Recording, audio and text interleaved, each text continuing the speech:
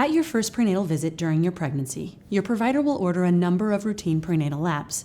The term prenatal means prior to birth and refers to the time period of your pregnancy. It's helpful to know what you will be screened for and why. These tests will require a blood sample, urine sample, and vaginal swab sample.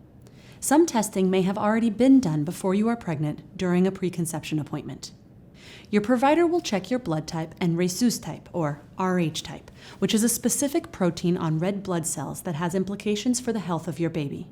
Your provider will make sure you don't have antibodies to other types of blood that could potentially put your pregnancy at risk. Your provider will get a starting evaluation of your blood level and platelet level. This helps ensure that you're not anemic or have complications that could lead to dangerous bleeding during your pregnancy or at delivery. You will be tested to see if you are immune to German measles, also known as rubella, and if you are immune to chickenpox, also known as varicella.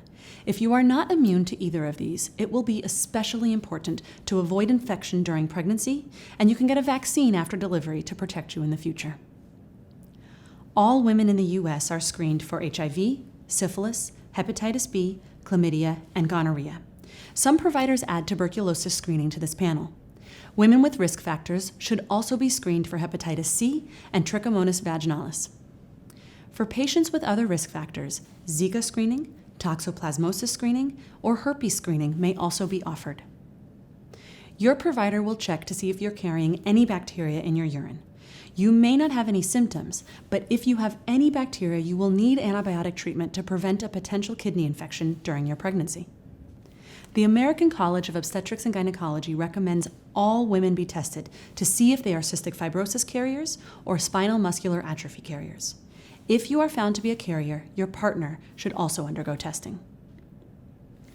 Women who are at risk of pre-existing diabetes will be tested at the beginning of pregnancy, and most women will then be tested for gestational diabetes between 24 and 28 weeks of gestation. Thyroid screening is not recommended for all patients. If you have any risk factors or a history of thyroid dysfunction, your provider will recommend screening.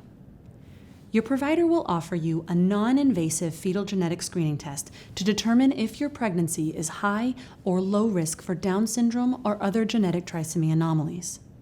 This testing is optional, and you have the choice to meet with a genetic counselor to find out more about it.